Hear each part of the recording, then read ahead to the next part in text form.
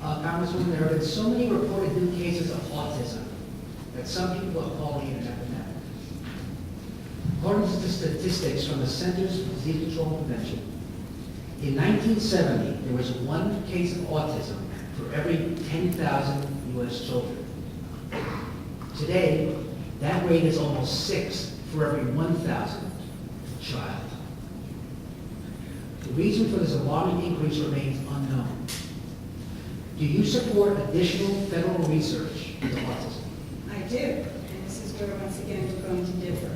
Absolutely, these families not only have a personal tragedy on their hands, they also have an economic tragedy on their hands. And we know that the cost is absolutely tremendous.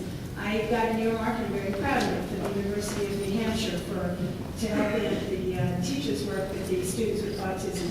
This is an ongoing cost, both a personal cost to the families and to the communities, and also an economic cost. And we have to find out what's wrong here. And the best way to do this is through research.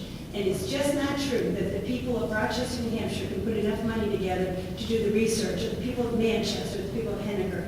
We are the United States of America, and we either believe in our ability as the United States of America to solve our problems, or we might as well pack up and go home, because we can't solve all of these problems just one community. It is going to require federal funding to help.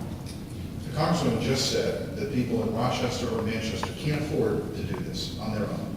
So what she's saying is that the government has to take the money from those people and do it for them. Again, it's the fundamental difference between myself and my opponent. Let me tell you what I did in Manchester in a legislative thing. Started the Manchester Marathon after about 50 years on hiatus. And you know what? We chose the Greater Manchester Mental Health Center as the recipient, the nonprofit recipient for any additional proceeds. We did two things. First of all, we talked about mental health in a positive, productive way through something that is physical, the marathon. And secondly, to date, we've raised more than $50,000 for the mental health center.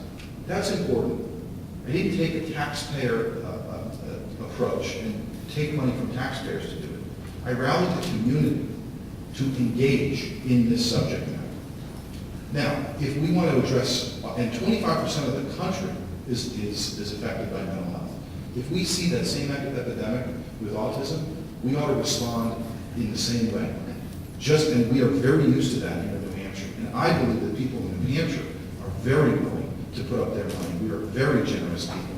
And we are willing to put up our money for R&D. One of the dreams that I have is to have an R&D neuropsych center in Manchester, not taxpayer funded, but through raising dollars in New Hampshire and other places, so we can once and for all address neuropsych diseases in this country. So you're saying you don't support federal research into autism, is that what you're saying? What I'm saying is right now we have a problem in front of us as a country. It is rising debt and deficit. We've got to deal with that issue. Government doesn't always have to be the solution. And the example that I use as mental health is exactly the same type of approach that we can take in So your answer is no. I've answered it.